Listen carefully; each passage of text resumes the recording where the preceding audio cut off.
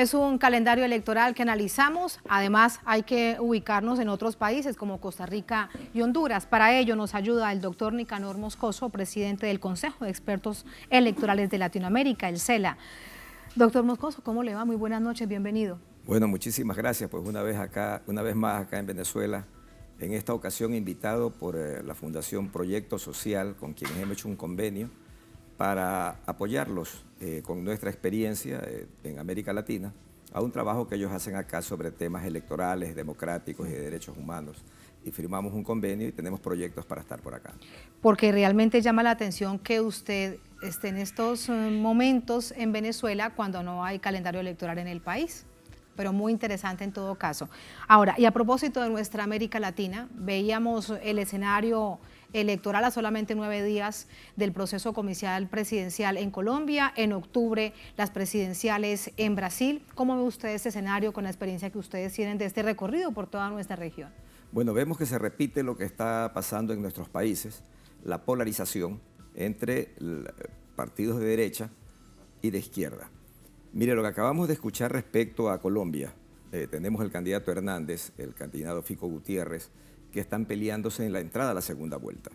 Es probable que el establishment que se llama, que combate contra Petro, porque aquí lo que se trata es de que se busca hacer un anti tal candidato. Entonces existe un conglomerado político que está buscando la forma de que Petro no gane las elecciones. Entonces, de repente pueden estar ellos encontrando que Hernández sí le puede ganar a Petro y que Gutiérrez no, porque es muy probable que si es Hernández el finalista, los votos de Gutiérrez en un 100% se irían por allá porque son más radicales. Caso contrario, si es Gutiérrez el que va a entrar a la segunda vuelta, es probable que la mitad de los votos de Hernández queden libres de votar por Petro. O sea, se juegan también esas circunstancias. En el Ecuador sucedió para la segunda vuelta, recuerde, entre Yacu Pérez y Guillermo Lasso. Guillermo Lasso. Guillermo Lasso ganó con una pequeña cantidad de votos. Hubo una gran disputa en ese sentido, pero habían personas de la ultraderecha que consideraban que Yacu Pérez sí le podía ganar al candidato del correísmo, el candidato Arauz, y hasta pedían que él renuncie, que no pelee los votos para llegar a la segunda vuelta. Entonces, eso está sucediendo, sucede lo mismo en el Brasil, pero son los pueblos los que toman sus decisiones y ya vivimos una etapa en que América Latina estuvo en manos de un progresismo, de gobiernos de centro-izquierda que dieron muchos progresos a nuestros países, dieron una visión distinta en lo social, en la educación, en la salud, en la obra pública, en la disminución de pobreza principalmente. O sea, sí. No se trata aquí de hablar parcialmente sobre un... No, bueno, las cifras están allí, cualquiera las puede encontrar. Y además otra cosa, ya hubo una prueba de qué es lo que está sucediendo con los gobiernos neoliberales que entran con toda la furia a destruir lo que se ha hecho. El caso de Argentina, el presidente Macri ganó las elecciones, pero luego las perdió con facilidad ante un candidato que tampoco era una estrella de candidato como para decir que perdió ante un fenómeno electoral, ¿no? Sí. El candidato Fernández. Claro, pero un Macri que deja una deuda de 45.000 millones de dólares. Entonces la sociedad se dio cuenta que estaban mejor con el sistema anterior de Kirchner. Entonces votaron por Fernández. Lo mismo va a pasar en el Brasil, que eso es lo que va a suceder. Miren el Ecuador. En el Ecuador, luego de ganar en la primera vuelta, el candidato Arauz con cerca del 35% ante un candidato del 19%, toda esta publicidad y todo este ambiente contra el correísmo, amparado de toda esta persecución política y de todas las cosas que vemos ahora en América Latina y que se repiten a cada instante, lograron derrotarlo a Arauz, 52 a 48%, pero hoy ya vemos que el 75% de las personas, significa que los que votaron por Guillermo Lasso en la segunda vuelta y muchos más, ya no están arrepentidos de haberlo hecho. Encuentran que el gobernante de derecha que pusieron por votar contra el correísmo, pero hoy la gente se da cuenta que estábamos mejor con el presidente Correa y la línea política que él tenía. Y eso lo ven las familias, lo ven las personas. Eso no se trata de pensar ideológicamente de tal manera, sino ver las realidades y ver lo que sucede en los hospitales, lo que sucede en las escuelas, en las universidades, lo que sucede en el precio de los víveres, en lo que vemos el día a día en los costos y en de la particular, vida, ¿no? aunque no es el tema en este momento, doctor Moscoso, Ecuador, pero sí no deja de sorprender el altísimo nivel de violencia que vemos en los últimos meses. Algo que no sucedía, las masacres en las cárceles, estos cochebomba de hace solamente 48 horas, personas no solamente asesinadas, sino decapitadas. Son las formas, además, como se asesina ahora con tal nivel de crueldad. Así es, hay un total descontrol de la seguridad, se destruyó todo lo que se había hecho. Existían 3 ministerios de gobierno, el uno que se dedicaba a la justicia, el otro se dedicaba a lo que era policía y el otro a lo que es el gobierno, que es la política. Decían pues que eso en el tiempo del presidente Moreno, que eso era burocracia, que no deberían existir los 3, y eliminaron para dejar a una sola persona que maneje todo el tema de policía, de cárceles, de todo esto, que maneje la parte judicial que tiene que administrar que se tiene que administrar desde el gobierno, y por último la parte política del gobierno con la asamblea, con los partidos políticos, con la sociedad, sí, etcétera, en una sola persona. Entonces eso destruyó todo lo que se había hecho. Las cárceles se modernizaron y desbarataron todos los sistemas de seguridad tecnológicos que se habían instalado, y obviamente pues llegamos a esta situación. A esta situación. Después de este paréntesis, seguimos hablando de procesos electorales en nuestra América Latina. Hay un punto de lo que yo le quiero consultar. ¿Cómo vemos cada vez más la influencia y además el efecto que producen las redes sociales, los chats, toda esta información que no es lo que conocíamos como la plaza pública? Para el caso, por ejemplo, en Colombia de Rodolfo Hernández, no va a la plaza pública, pero tiene una cantidad de información a través de redes sociales y de WhatsApp. Y estas figuras además que no habían hecho política nacional, pero suben como espuma. ¿Usted observa que es un fenómeno en todo nuestro continente? Vea, yo creo que lo que sucede es que se están utilizando la nueva tecnología y la nueva forma de informarnos los ciudadanos. Y ya no estamos solamente en manos de los canales de televisión, de la prensa escrita o la radio, sino que estamos con algo directo y que es inmediato. Hasta que usted pasa la noticia en la noche en su programa, ya la ciudadanía se ha enterado. Ya todos conocemos lo que está pasando, y también hay una facilidad para comunicarse con las personas. Eso es para bien y también para mal, o sea, para todos, y tiene sus ventajas. Antes nosotros no nos enterábamos de cosas que estaban sucediendo y nos las tapaban. Ayer en la conferencia alguien me decía que cuando un candidato se va a la reelección, se beneficia de los instrumentos que tiene el Estado para hacer campaña a su favor. Si antes si era solapado por la prensa o por los medios de comunicación en general, nadie se enteraba. Pero hoy le toman una foto y lo ponen en un Twitter y todos nos enteramos al momento que ese candidato está utilizando las camionetas, los camiones, los trabajadores, etcétera, del municipio o del gobierno, de cualquier sector. Entonces hay mayor información, y yo sí creo que es positivo, porque así todos tenemos más información para tomar finalmente las decisiones. Pero fíjese, por ejemplo, que algo muy similar sucedió en el Brasil de Jair Bolsonaro. Él no llenó las plazas públicas como estaba acostumbrado el país en general en tiempos de las candidaturas, en donde además punteaba al expresidente Luis Inacio Lula da Silva o la expresidenta Dilma Rousseff, y él gana a través de esa vía. Pero mire el Brasil de hoy, así que también es muy fácilmente manipulable. Así es, pero hay que tener mucha conciencia política como ciudadanos. Así es, pero también siempre se manejan las masas. El que va a la tarima y tiene un gran discurso en la tarima, que es un actor en la tarima, convence a las masas. De esos hemos visto muchísimos políticos que con el discurso convencen a las masas y obtienen los votos. O sea, vienen a hacer un cambio de mecanismos que se dan en la comunicación que tienen los candidatos para con la ciudadanía. Pero ya también hoy las ciudades han crecido mucho y ya no pueden tampoco los candidatos estar en las plazas siempre y tienen que movilizarse. Las campañas no son muy grandes. duran 2, 3 meses realmente, legalmente las campañas, y en el Ecuador duran apenas 45 días. Entonces no tienen ellos cómo recorrer y hacer el trabajo proselitista en plazas, en las calles como se hacía antes. Doctor Moscoso, hay una gran preocupación en Colombia, lo planteaba hoy, pero también días atrás otros actores políticos, y el aplazamiento de la primera vuelta de la elección del próximo 29 de mayo. Ustedes como CELA van al país. ¿Con qué panorama llegan ustedes a la nación? Nosotros estuvimos en la primera vuelta y en nuestro informe pusimos algo que se ve. Los partidos políticos no tienen delegados de mesa en la gran mayoría de las mesas. Y de ahí que se dan los problemas que se suscitaron en la primera vuelta con los senadores. En las legislativas. En las legislativas, eso se suscitó.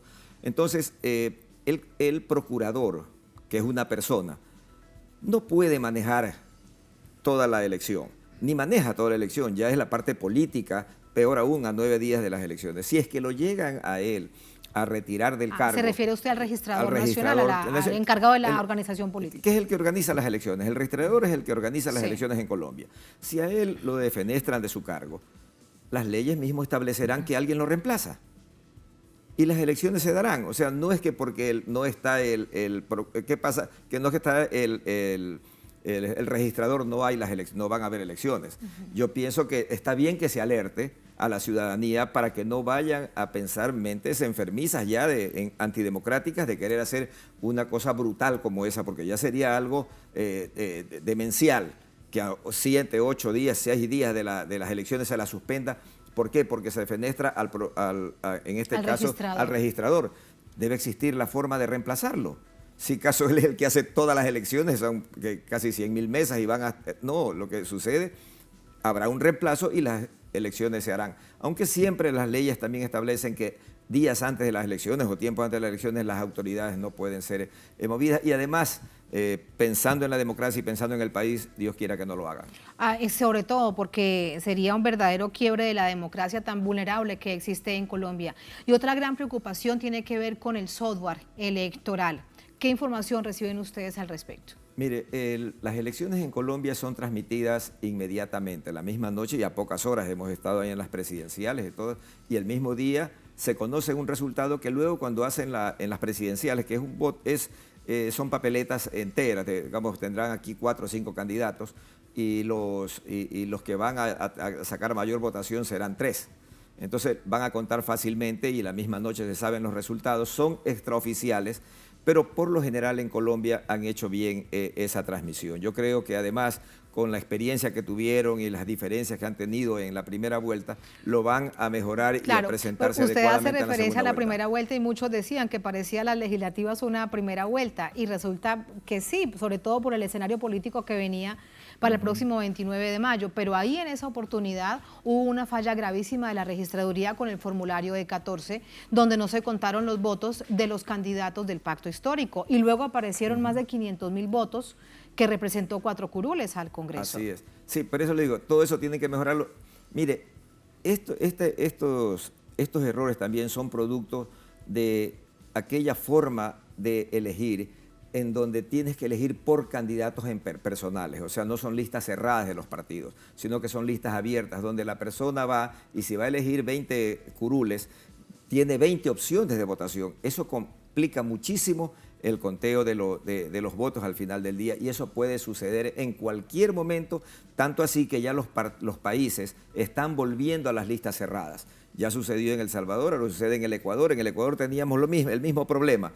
20 candidatos a diputados nacionales y usted tenía opción de 20 y luego venía el conteo de los votos al final del día y habían errores, habían problemas. Entonces volvimos a la lista cerrada, que yo creo que eso va tomando las experiencias, van tomando los países, y luego tomando sus decisiones. Por último, doctor Moscoso, el tema de avanzar sobre la misma capacidad tecnológica que existe en el mundo a procesos totalmente automatizados como el de Venezuela. En Colombia, por ejemplo, es una promesa, pero hasta ahora una promesa incumplida, como en otros países de nuestra América Latina. Vea, hace 20 años que el voto electrónico se instauró en Brasil y acá en Venezuela. En todos los países dijimos, no, vamos a hacerlo. Yo fui presidente hace 18 años del Tribunal Electoral del Ecuador e hice, hice una votación electrónica con las máquinas que me prestaron del Brasil en un 5% y fue excelente. Yo siempre lo cuento como anécdota. Fuimos a la sesión del directorio del Tribunal Supremo Electoral y dijimos, nos fue excelente en el voto electrónico. Para la próxima elección vayamos al 60% de las mesas. ¿Qué es lo que me dijeron? Nicanor, imposible. Los líderes de nuestros partidos han dicho que voto electrónico no. Wow. Entonces, hace 20 años se decía no, que las personas no van a saber manejar las máquinas, que se van a equivocar. Y ahora todo Excusas el mundo, políticas. ahora todo el mundo maneja un teléfono inteligente, cajeros automáticos, que es muy parecido a la votación, pero es una medida política. Los políticos, cuando creen que pueden tener el manejo de las mesas, prefieren no tener voto electrónico. A veces piensan tener voto electrónico cuando no tienen manejo de las mesas. Cuando tienen poder y ya toman control de los organismos electorales y tienen acceso a controlar las mesas de votación, entonces ahí se olvidan del voto electrónico. Es una medida netamente política, pero que aquí en este país, con los problemas que han tenido los últimos 10 años especialmente, si no tuvieran el voto electrónico, hubiese sido invivible democráticamente y electoralmente este país. Por eso yo en alguna ocasión, en una declaración les decía que es una bendición para este país tener el voto electrónico. Imagínense con esas confrontaciones en las calles de ustedes. Ir con voto manual el día de las elecciones hubiese sido Claro, porque días imposible. antes se canta fraude cuando no hay un argumento. Luego te vas al proceso electoral, pero es un cantar fraude político porque no hay ningún argumento para ello. Así es, pero fíjense aquí que en el país nosotros como CELA estamos satisfechos porque venimos sosteniendo durante 15 años que el sistema de votación venezolano es extraordinario y que es confiable y que da los resultados exactos de la voluntad del pueblo. Hace algunos años sectores opositores al gobierno lo descalificaban. Pero hoy tenemos la satisfacción que ellos lo aceptan, lo aprueban y dicen que es confiable. Nos dicen a nosotros, oigan, no, el sistema nuestro no lo podemos cambiar. Ya los problemas son problemas políticos que no tienen que ver con el sistema de administración de las elecciones. Qué fortuna de madurez de esta oposición política venezolana. Para despedirlo, doctor Nicanor, ¿cuánto le falta a nuestra América Latina para avanzar en esto? Que hayan procesos electorales en donde exista una completa confiabilidad, confianza por parte de la ciudadanía. Van mejorando en diferentes etapas. Yo creo que, por ejemplo, en el voto manual, el único problema, el sector donde queda la mayor vulnerabilidad es en la mesa de votación. Hay países en donde los partidos políticos son organizados y ponen delegados en cada una de las mesas y tienen entonces control todos los partidos de las mesas, ahí no tienen problemas de fraude. Eso sucede en Nicaragua, eso sucede en El Salvador, en Honduras, en donde los partidos políticos ponen delegados de mesa y acompañan todo el proceso, tanto al momento de votar como al momento de contar los votos y elaborar las actas. No tiene problema. Yo pienso que esa es la parte que queda. Han avanzado muchísimo los organismos electorales en temas de tecnología especialmente, y una vez que el acta está elaborada, se la transmite con toda seguridad. Antes el acta elaborada se la transmitía con trampa. Hoy ya no se puede hacer eso y en eso han avanzado muchísimo los organismos electorales, pero está en manos de los líderes políticos de nuestros países. La madurez que ellos tengan será un reflejo de lo que se haga en las elecciones.